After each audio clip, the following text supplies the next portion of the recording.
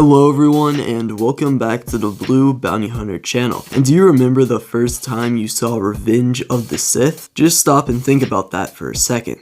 Not really, time's up. But now that it's been out for 18 years, since May 19th, 2005, it's time to revisit one of the most important and game-changing films in the Star Wars timeline, which makes it my job today to convince you why I think this qualifies as the best movie to date, due to elements like even the vibes of Coruscant during Anakin's turn. Good. Twice the pride, double the fall. And starting off with the themes, the movie covers many emotions, and this is one reason why it's personally my favorite of the Star Wars movies, because it's easily the most emotional of the series, and this is of course because, in the words of the big man Lucas himself, a tragedy. Yes, Revenge of the Sith is a tragedy, as it does cover many elements like the end of the Clone Wars, the turn of the galaxy from the Republic to the Empire as we begin a new era in the story, and also at its heart, it is just the fall of Anakin Skywalker. Now, a big part of this is actually the end of the Clone Wars, as I just mentioned, and this is pretty big because obviously the Clone Wars has been going on for a while now at this point in the movies, and basically this is just the end of this huge war. All the Jedi are tired. Honestly, the galaxy itself is tired at this point, and even just for the actual show, this is a great conclusion to it, and we get to see a lot of cool battles at the beginning of the film that fill in this very important idea about just the end of the Clone Wars, and how it does end in a very sort of unsatisfying way, because it is not just like, yes, victory and then the Republic has a huge parade. No, it's like they're almost defeated, and then next thing you know, Order 66 and the Empire comes in. But then next up we have the politics of the movie, and kind of as I was just touching on, you have the Republic that does actually turn into the Empire in this movie, and it's very interesting seeing the politics, how across the trilogy we have slowly seen the Republic get more and more corrupt as Palpatine is getting more and more power, and by this movie really none of the Jedi even trust him at this point because he's just been in office for so long. Even Obi-Wan doesn't trust him, and after Order 66,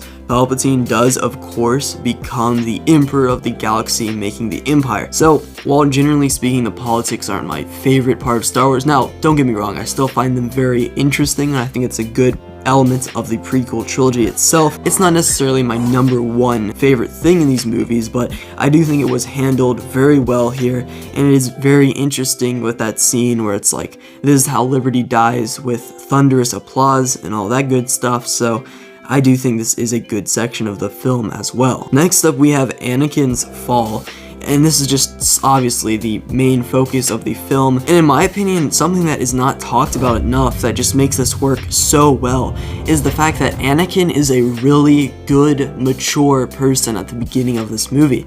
And in my opinion, I like that a lot, because what some people would have maybe done is had him be immature and, I don't know, kind of like how he is in Attack of the Clones, but I'm really glad he is much more mature at the beginning of this movie.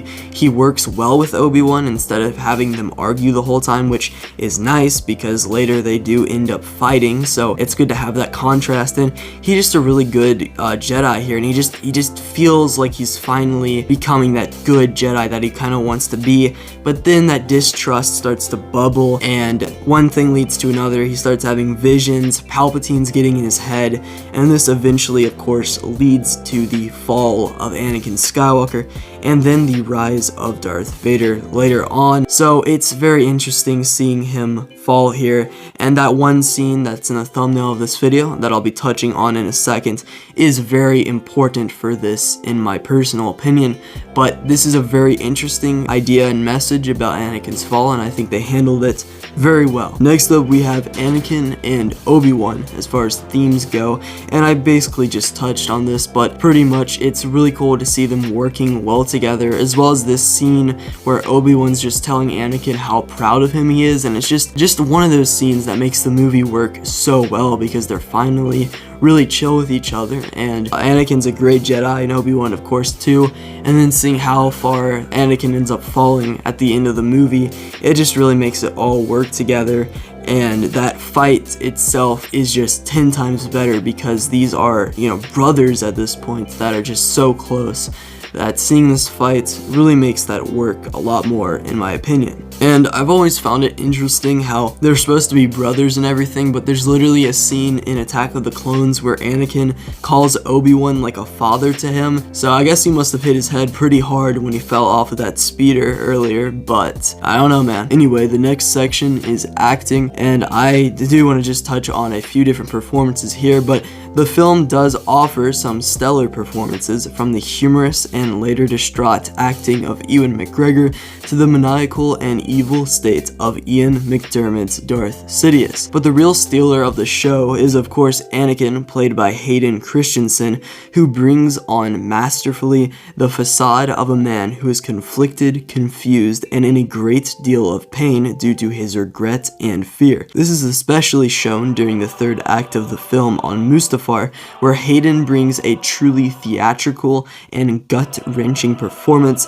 that can make even the strongest souls cry. During his dialogue scenes with Padme and Obi-Wan amidst the Klegger Corp mining facility, he puts on such a impressive and emotive performance that makes you feel Anakin's feelings and angers. Also, Hayden does an excellent job as a physical actor in this movie, for times like the immolation scene where he's screaming out in agony, or also this dark side stare he acquires towards the end of the film that shows the true evil, hatred, and darkness festering inside of him. Also, Hayden manages to make this scene of him looking out this window become one of the most memorable and haunting in the world, from just his performance as well as the score of John Williams alone. And this is, in my opinion, the most pivotal scene in the movie, because while in a technical sense the turn of Anakin is when he cuts off Mace Windu's hand and allows him to be thrown out of the window, in my opinion this is the scene right here that shows Anakin's turn, where he finally makes his decision, and it is just really that important because of that reason, because it all happens in this scene and you can just see it in Hayden's performance. So it actually surprises me that critics, actually one of the biggest things they didn't like about this movie was Hayden's performance, and that makes me angry because I really love his performance in this movie. So yeah, and I know I just mentioned this, but John Williams' performance in this movie is of course great as always, and in my opinion this is my favorite score of any of the Star Wars movies, but I do think he just brings such an emotional and beautiful score to this movie, and even like the war scenes and like the Battle of Coruscant with those opening drums, you know what I'm talking about, it just all works. Now Hayden, in episode 2, Attack of the Clones, I don't like his performance quite as much. I do think there are a couple of scenes where it's just incredible, like when the Tusken Raiders kill his mother and then he stares up in just pure hatred. I mean, that just, he gave off a really good performance there for sure, but overall I do think his acting skills must have improved in this film, or maybe it's just that he had more to work with as far as the character with all the conflict and stuff. I also wanted to briefly mention that, as always, Samuel L. Jackson does a great job in this movie, and I do think that Mace Windu is a really good part of the film that brings on a very serious and almost scared performance when you think about it. But obviously Mace Windu himself is kind of scary, at least in battle and even in the council chambers. Now, another reason this movie works so well is because even just on paper, this is arguably the most interesting Star Wars story, due to the fact that it has some of the most interesting plot points, and in a historical sense even, this film contains some of the most important events in galactic history, like the Battle of Coruscant, the end of the Clone Wars like I mentioned earlier, Order 66, the Empire, and even Darth Vader. So if you look at that, that's just a stacked list of points in this film, and it really contrasts like Attack of the Clones, at least the beginning of it, to me, because that's a problem I've always slightly had with that movie, where the beginning just kind of feels like, oh, someone's trying to assassinate Padme and there's a growing separatist thing going on, but all around I just think the plot isn't as strong, and that can be found in a few different movies, but I really think Revenge of the Sith is just the most stacked as far as events go, and a lot of times people will say less is more, But in the case of this film, as well as some others that I could name right now, but I will not do, I do actually think that it's the opposite here, with all of these events making for a really, really good movie. Obviously, Order 66 is just such a huge important scene that just completely changes the scale of the galaxy, and the Battle of Coruscant, all that good stuff is great too. And of course, Darth Vader, the Empire. There's just so much to talk about. Now, the last thing that I wanted to mention are actually the vibes of the movie. We are pirates! We don't even know what that means! So for one, you have this feeling at the beginning of the movie that this is the last time we'll see Anakin and Obi-Wan working together. And that and everything in this movie is more serious for some reason. Like, it just has this vibe like we're at the end of the road, and I don't know, man, just really everything about this movie. I mean, all movies to me have vibes, and I'm sure a lot of it has to deal with the nostalgia I have for them, but this one just has this feeling like stuff's going down in this movie. It's really serious in a sense, and it's, I don't know, it just feels like better than the other Star Wars movies. Whenever I get to this one, it just has this feeling that none of the other ones quite have. And also the slow rising tension as Anakin's distrust grows near, and the end of the Clone Wars also edges near. But of course, the focus of this video that I'll briefly be touching on here is actually this window scene, and really, if you think about it, it is like the end of an era. I mean, this is the end of the entire prequels era. This is the end of the Jedi, of the Republic, which has stood for like 1,000 years or more, depending on how much you know your background lore. That on top of the fact that it's the end of the Clone Wars, the end of Anakin, Obi-Wan, just all these characters, everything we know and love up to this point basically is like ending here, and you just get this sense that, like, I don't know, man, something really bad's about to happen, and it's really sad and gut-wrenching, and I just think it works really well. The last kind of vibe I wanted to touch on is this feeling you get on Mustafar, like this is the end of the world. I mean, it's like this lava planet with fire and stuff, and after everything, after the Republic, after the death of the Jedi, and after the death of Anakin himself, we're left with Vader here, stuck on this planet that just feels like the end of the world in a lot of ways, and really the end of the road for this whole story. And it just has this great vibe to it, and really lets you understand Vader's regret and where he's at mentally now after everything he has done. The last thing I'll briefly be touching on in this video, because I know it's kind of a stacked list of stuff. I swear if I say the word stacked one more time, I don't know what's gonna happen, but yeah. Anyway, the action and choreography of this movie is great, and the Battle of Coruscant itself starts with a thrilling space battle scene with great moments like the Buzz droids tearing apart Obi-Wan's ship, that then returns to more swashbuckling action as the two Jedi enter the invisible hand to extract the Chancellor. Also, the brief glimpses of battles from the Clone Wars we see here are really cool and just show us all the different fronts and troops that this war is fought with, such as the Crab droids on Utapau or the Wookiees on Kashyyyk. This movie has the most and best lightsaber fights of any addition to the series.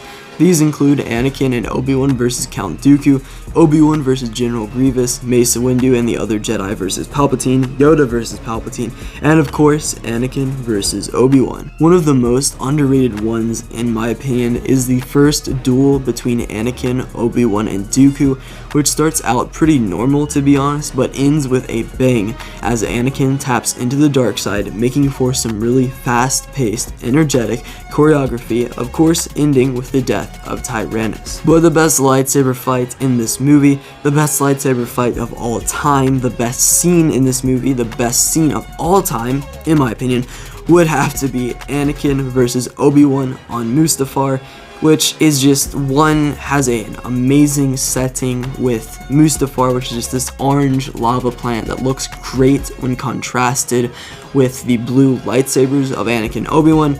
Makes you wonder why I chose the colors of my channel. Just kidding, that literally is a coincidence, but a cool one. But obviously it's extremely important, the stakes are high, these characters know each other very well, making for some great drama, and just the fight itself is phenomenal in like every aspect. So it is a great fight. So there are so many different things I could talk about for this movie. that cannot quite fit into this video, like the world building, the planets, even the architecture of the different planets. So I could maybe make a video about that if you want to see it. But anyway, that's it for this video. You can subscribe if you want to.